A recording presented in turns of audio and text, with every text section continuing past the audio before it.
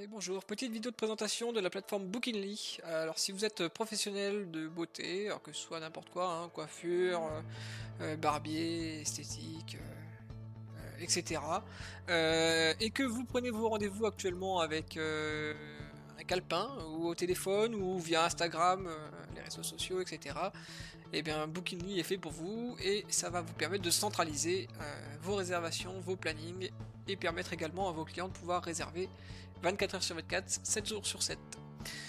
Je vais vous présenter dans cette vidéo les différentes fonctionnalités. Alors je vais faire plusieurs parties. La première partie ce sera la vision client, comment ça se passe pour les clients, comment ça se passe pour les employés et comment ça se passe pour les gérants.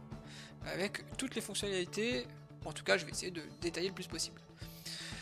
Donc on se retrouve tout de suite pour la première partie, c'est-à-dire la partie client. Donc la partie client, le client doit se connecter, il doit avoir un compte, ça lui permettra de suivre ses rendez-vous et de les gérer. Donc on se connecte sur son compte, on va sur un salon, donc ici je sélectionne ce salon par exemple, c'est un salon de démonstration. Donc chaque salon aura sa propre page sur laquelle il y aura ses photos, ses descriptions, ses horaires, les fermetures exceptionnelles, etc.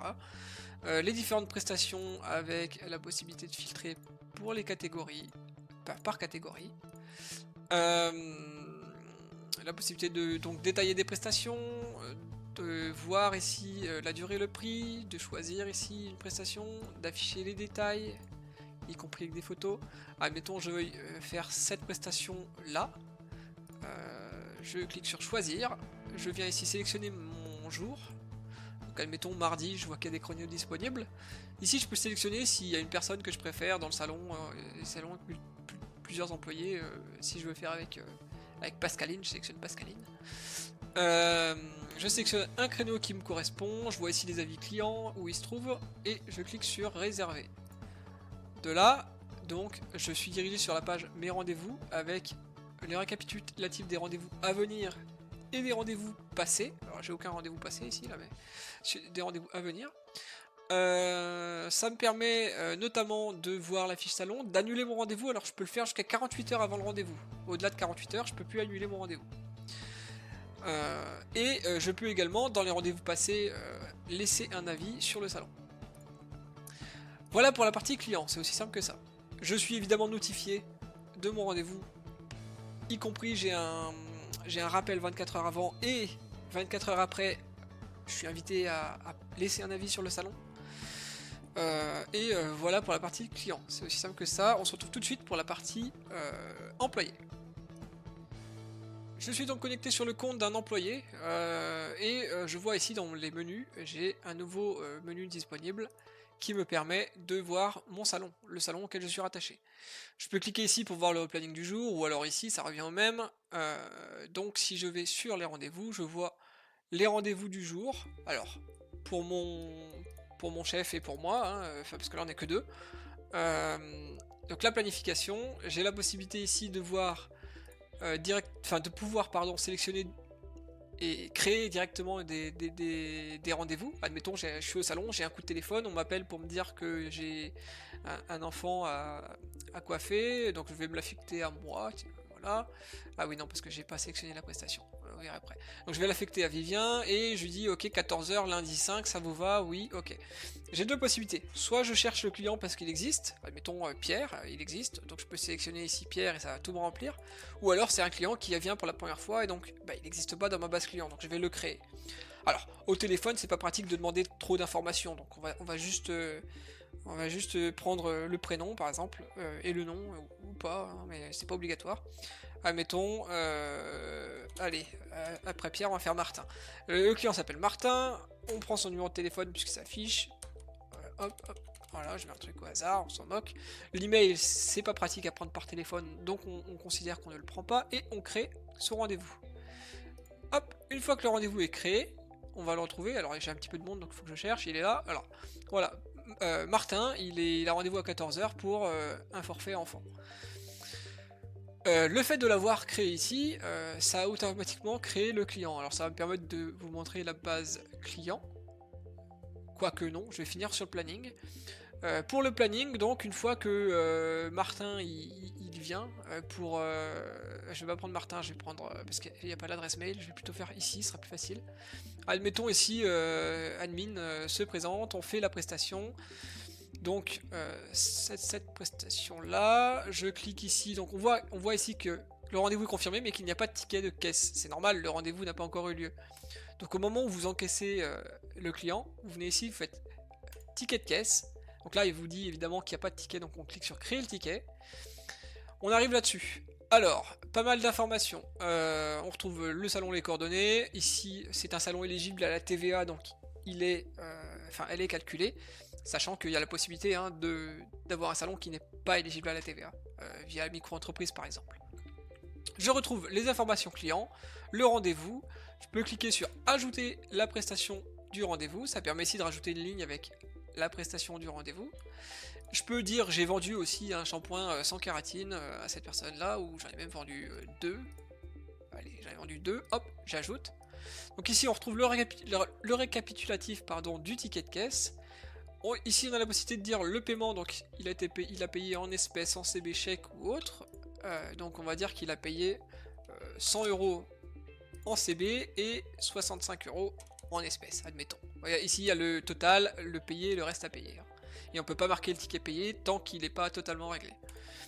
Hop, voilà. Là maintenant il est réglé, il reste 0, donc je peux définir marquer comme payé. Une fois que c'est fait, je peux directement imprimer le ticket de caisse pour le client s'il veut. Donc là je vais agrandir pour que ce soit plus lisible, mais voilà, on a le ticket de caisse. Et je peux sinon le télécharger pour l'envoyer ensuite par mail, donc je vais vous montrer à quoi ça ressemble. On retrouve le ticket de caisse, les coordonnées, le SIRET, la TVA, le client, ce qu'on a fait, enfin la prestation, ce qu'on lui a vendu, les différents modes de paiement, et merci pour votre visite. De là, je peux directement, si je veux, envoyer par mail au client. Donc ça remplit automatiquement les champs. J'ai juste à mettre la pièce jointe, voilà, et à envoyer. Et donc là, j'envoie au client son ticket de caisse par mail. Voilà pour la partie planning et facturation. Il ne reste plus que la partie base client. Donc dans la base client, quand on clique, on a accès à tous les clients du salon. Le nombre de visites qu'ils ont fait. Bon, évidemment, Martin, il n'a pas encore fait sa visite, c'est lundi. La dernière visite. Quand on clique sur voir la fiche, on peut consulter les différents rendez-vous, consulter les factures quand elles sont présentes, réimprimer le fichier de caisse, le ticket de caisse, l'imprimer, l'enregistrer, bref, on peut appeler le client ou lui envoyer un mail directement depuis ici.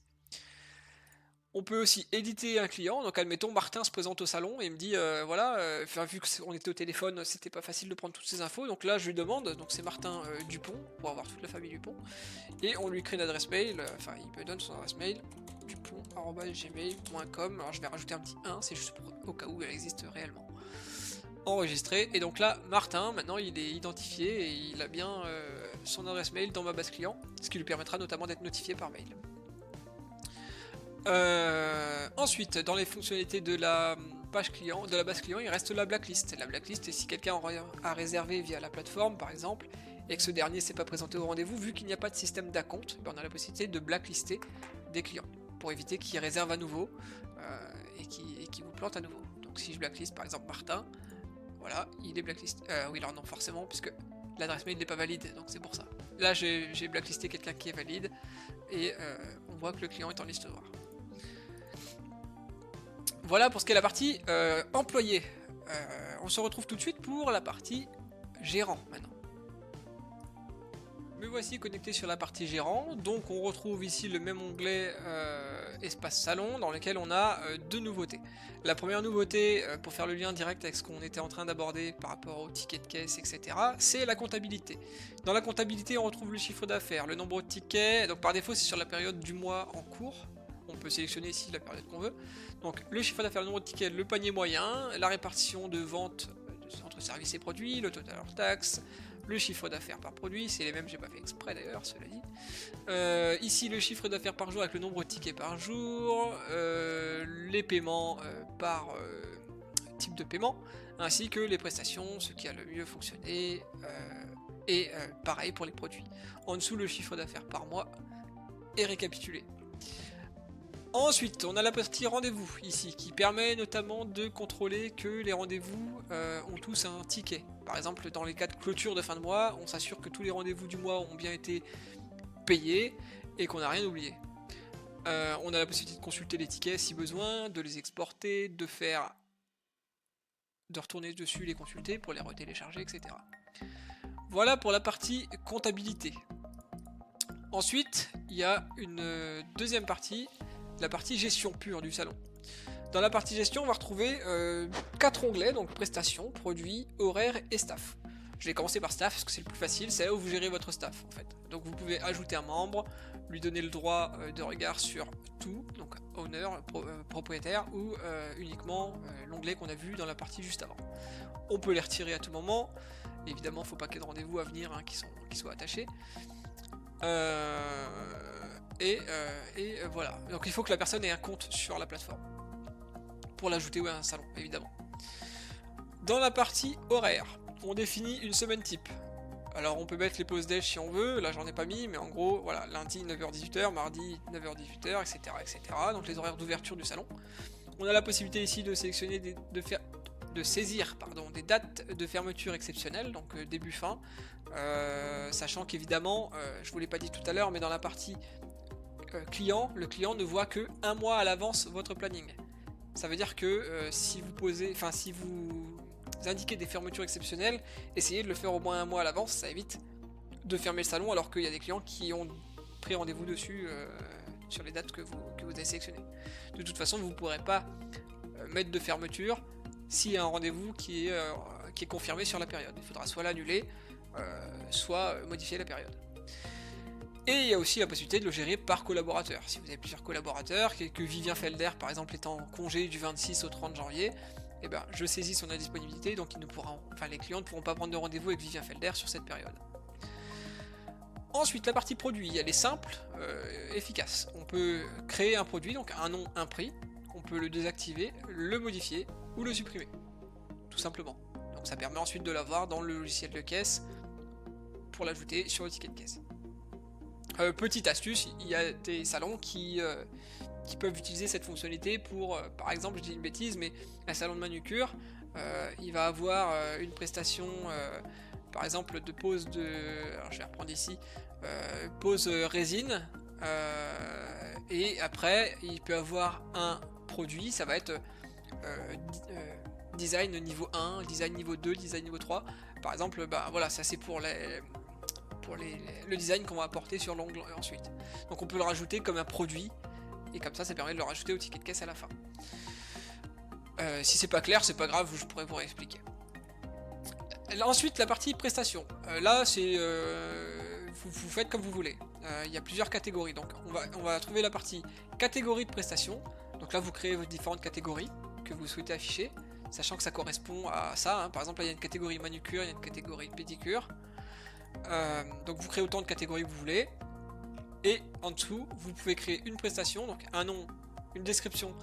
Alors pour la description, hein, pour avoir l'image comme ici, il faut me demander. Il faudra juste, c'est gratuit, hein, totalement gratuit. Il faudra juste me dire, voilà, pour cette prestation-là, je voudrais mettre telle image.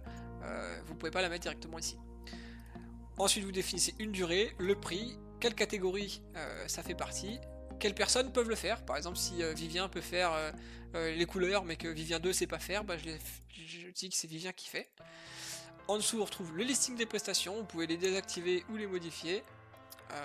Sachant que dans la modif, on retrouve les mêmes choses. Hein. On peut modifier la catégorie et tout ce qui va avec. Et voilà. Comme ça, tout ce qui est ici, c'est dynamique. Que ce soit les prestations, que ce soit les produits ou les horaires. De façon automatique, ici ça va venir indiquer vos horaires, indiquer les fermetures exceptionnelles dans les 30 jours à venir, indiquer les catégories avec les prestations associées, et ici mettre autant de filtres qu'il y a de catégories.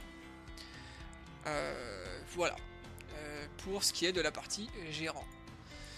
En espérant avoir été clair, si vous avez la moindre question, n'hésitez pas à me contacter directement, soit par message, soit par le formulaire de contact que vous pouvez trouver sur la page qui est dans la description, directement ici. Sachant que au niveau des de comment ça marche. Donc c'est simple, hein. Vous créez votre compte sur Bookingly, vous me contactez soit par téléphone, soit par SMS, soit par mail, enfin on trouvera bien moyen de rentrer en contact. Ensuite je crée votre page, salon, vous configurez votre salon ou alors je le fais avec vous, peu importe, je vous montre le logiciel s'il faut, s'il y a besoin de formation, etc. Il n'y a aucun problème. Le premier mois est offert et ensuite vous pouvez gérer votre salon librement. Les tarifs ils sont simples, il y a un forfait sans engagement, un forfait avec engagement 12 mois. Sans engagement c'est 29 € par mois et avec c'est 24 € par mois. Sachant qu'aujourd'hui il n'y a pas de rappel SMS, c'est uniquement par mail. Mais lorsque les rappels SMS seront implémentés sur la plateforme, ce sera en option étant donné que les SMS sont payants, forcément il faudra que je fasse différentes options. Voilà, je pense ne rien avoir oublié. Si vous êtes intéressé, n'hésitez pas à me contacter, à me laisser un commentaire ou même directement me contacter, ce sera plus simple. Voilà, merci d'avoir regardé la vidéo et je vous dis à bientôt sur Bookingly.